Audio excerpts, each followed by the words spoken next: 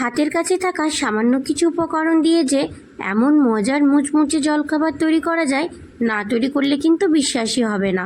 সন্ধ্যাবেলার চায়ের আড্ডায় কিংবা টমেটো সস দিয়েও কিন্তু এইগুলো খেতে দুর্দান্ত লাগে। নমস্কার বন্ধুরা, আমি মৌসুমি। আমার রান্নাঘর ছোট বৌমার কিচেনে আপনাদের সবাইকে অনেক অনেক স্বাগত। আজকে আমি পাউরুটি দিয়ে খুব মজার একটা স্ন্যাক্স রেসিপি আপনাদের সঙ্গে শেয়ার করব। যদি হঠাৎ কিছু চটপটা খেতে মন চাই, তাহলে কিন্তু খুব সহজে এগুলো বানিয়ে নিতে পারবেন। চা বসেও কিন্তু খুব সহজে মাত্র 10 মিনিটে এগুলো তৈরি করা হয়ে যাবে। তৈরি করে নেওয়া কিন্তু খুবই সহজ, আর খেতেও কিন্তু খুবই মজার হয়। পাউরুটি দিয়ে স্ন্যাক্সের এই রেসিপিটা বানানোর জন্য আমি এখানে এক প্যাকেট 12 টাকা দামের পাউরুটির প্যাকেট নিয়ে নিয়েছি। প্রথমে পাউরুটিগুলোকে একটা প্লেটের মধ্যে আমি নিয়ে নেব। একটা প্লেট নিয়েছি, প্লেটের মধ্যে আমি স্লাইস করা পাউরুটিগুলোকে নিয়ে নিচ্ছি। পাউরুটিগুলোকে আমি একটা প্লেটের মধ্যে নিয়ে নিয়েছি। একটা বাটির মধ্যে কিছুটা পরিমাণ জল নিয়ে নিয়েছি। এবার এখান থেকে একটা করে স্লাইস পাউরুটি নিয়ে হালকা করে একটু জলের মধ্যে এইভাবে ভিজিয়ে জলটাকে চিপে নেব।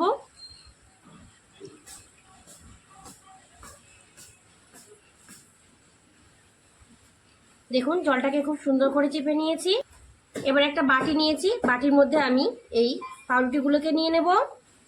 একে একে সব পাউরুটিগুলোকে এইভাবে একটু জলের মধ্যে চুবিয়ে চিপে জলটাকে বের করে দেব। আর একটা পাউরুটিকে আমি একইভাবে তৈরি করে নিয়ে এই পাউরুটিটাকে আমি বাটির মধ্যে নিয়ে নিচ্ছি। এইভাবে সব পাউরুটিগুলোকে প্রথমে তৈরি করে নেব। সব পাউরুটিগুলোকে আমি একই পদ্ধতিতে জলের মধ্যে চুবিয়ে জলটা চিপে বের করে একটা বাটির মধ্যে নিয়ে নিয়েছি। স্ন্যাক্সটা তৈরি করার জন্য দুটো সেদ্ধ আলু নিয়েছি। এখন আমি সেদ্ধ আলু দুটোর খোসা প্রথমে ছাড়িয়ে নেব।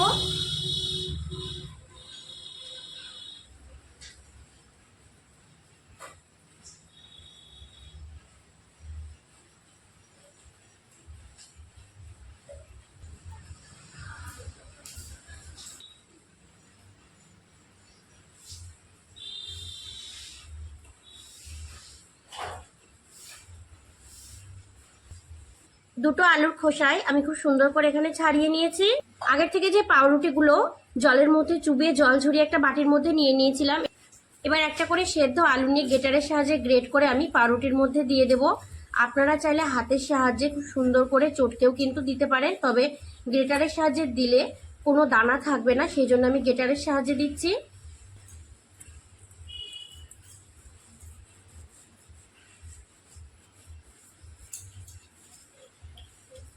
দুটো আলুকে আমি গ্রেট করে দিয়ে দিয়েছি। একটা বড় সাইজের পেঁয়াজ ছোট ছোট টুকরো করে কেটে নিয়েছি, দিয়ে দিচ্ছি। দুটো বড় সাইজের কাঁচা লঙ্কা ছোট ছোট টুকরো করে কেটে নিয়েছি, দিয়ে দিচ্ছি। আপনারা ঝালটা বুঝে খাবেন, আমি একটু ঝাল খেতে পছন্দ করি, সেই জন্য ঝালটা একটু বেশি দিচ্ছি। আপনারা কাঁচা লঙ্কার জায়গায় কিন্তু এখানে চিলি ফ্লেক্সও ব্যবহার করতে পারেন। আমি যেহেতু কাঁচা লঙ্কাটা বেশি দিয়েছি, সেই জন্য কিন্তু চিলি ফ্লেক্স আর ব্যবহার করব না। এক মুঠো ধনেপাতা ছোট ছোট টুকরো করে কেটে নিয়েছি, দিয়ে দিচ্ছি। ধনেপাতাটা দিলে কিন্তু খুবই সুন্দর খেতে লাগবে। স্ন্যাক্সের টেস্টটা বেশি করার জন্য নিয়ে নিয়েছি স্বাদ মতো লবণ, সামান্য একটু হলুদ গুঁড়ো। আপনারা চাইলে হলুদ গুঁড়োটা কিন্তু ব্যবহার নাও করতে পারেন। নিয়ে নিয়েছি half teaspoon chaat masala, 1 teaspoon নিয়ে নিয়েছি ধনে গুঁড়ো, আর নিয়ে নিয়েছি হাফ টিস্পুন জিরে গুঁড়ো। এবার আমি গুঁড়ো মশলাগুলোকে দিয়ে দিচ্ছি।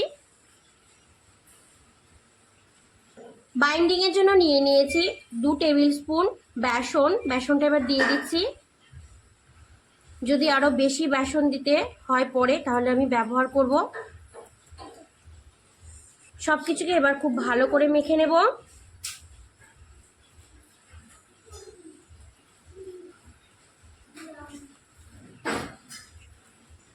সব কিছুকে খুব ভালো করে মেখে নিয়েছি, আর হাতও আমি খুব সুন্দর করে পরিষ্কার করে ধুয়ে নিয়েছি। কিছুটা সাদা তেল নিয়েছি, দু হাতে একটু ভালো করে ঘষে নেব। এবার কিছুটা পরিমাণ মিশ্রণ নিয়ে নেব, দু হাতের মাঝখানে রেখে একটু সিলিন্ডারের মতো করে তৈরি করে নেব। আপনারা চাইলে যে কোনো শেপের কিন্তু তৈরি করতে পারেন। প্রথমে একটু লম্বা করে, তারপরে এইভাবে একটু চেপে দেব সাইডগুলোকে। একটাকে আমি তৈরি করে নিয়েছি। এবার একটা প্লেটের মধ্যে আমি নিয়ে নিচ্ছি। আরও একটা আমি আপনাদের তৈরি করে দেখিয়ে দিচ্ছি। কিছুটা মিশ্রণ নিয়ে নিচ্ছি প্রথমে, নিয়ে দু হাতের তালুর মধ্যে দিয়ে এইভাবে একটু লম্বা করে নেব। লম্বা করে নিয়েছি। এবার দুটো পাশ এইভাবে একটু চেপে দেব। দেখুন আরও একটা তৈরি করে নিয়েছি। এটাকে আমি প্লেটের মধ্যে নিয়ে নিচ্ছি। এইভাবে বাকি সবগুলোকে তৈরি করে নেব। সবগুলোকে আমি একে একে তৈরি করে নিয়েছি।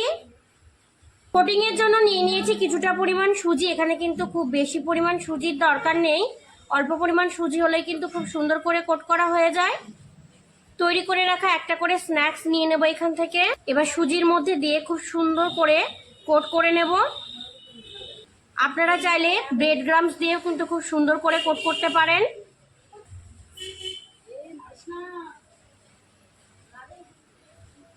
দেখুন একটাকে আমি খুব সুন্দর করে কোট করে নিয়েছি। এবার একটা প্লেটের মধ্যে আমি নিয়ে নিচ্ছি। আরও একটা নিয়ে নিচ্ছি এখান থেকে। এটাকে সুজির মধ্যে দিয়ে আমি খুব সুন্দর করে কোট করে নেব।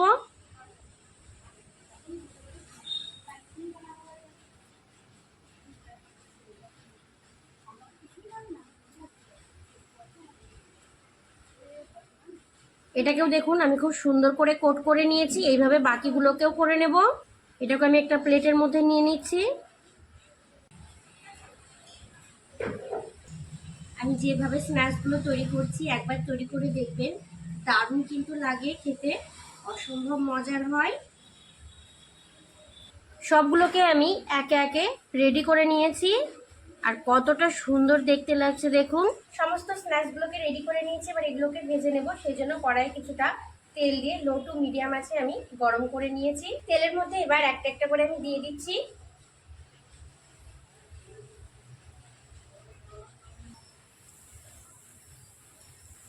প্রথমেই আমি এগুলোকে নাড়াচাড়া করবো না, নিচের দিকটা একটু হালকা টাইট হয়ে আসলে তারপরে উল্টে পাল্টে আমি লাইট ব্রাউন করে ভেজে নেব।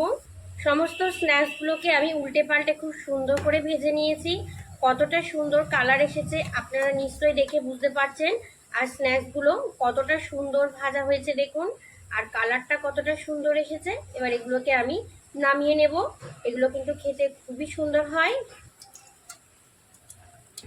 কতটা সুন্দর ভাজা হয়েছে। এবার এগুলোকে আমি একটা প্লেটের মধ্যে নামিয়ে নিচ্ছি। স্ন্যাক্সগুলোকে আমি একটা প্লেটের মধ্যে নামিয়ে নিচ্ছি। সবগুলো স্ন্যাক্সকে আমি প্লেটের মধ্যে নামিয়ে নিয়েছি। কতটা সুন্দর কালার এসেছে দেখুন, কতটা দারুণ দেখতে লাগছে স্ন্যাক্সগুলোকে।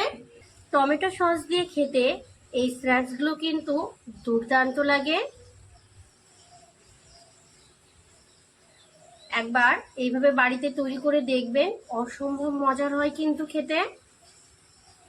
আমি যেভাবে তৈরি করলাম সেইভাবে তৈরি করবেন, দারুণ লাগবে কিন্তু। আমার আজকের তৈরি পাউরুটির এই স্ন্যাক্সের রেসিপিটা যদি আপনাদের ভালো লেগে থাকে, চ্যানেলটা সাবস্ক্রাইব করে আমার পাশে থাকার অনুরোধ রইল। ভালো থাকবেন আপনারা সবাই, সুস্থ থাকবেন। আজ এই পর্যন্তই, টাটা।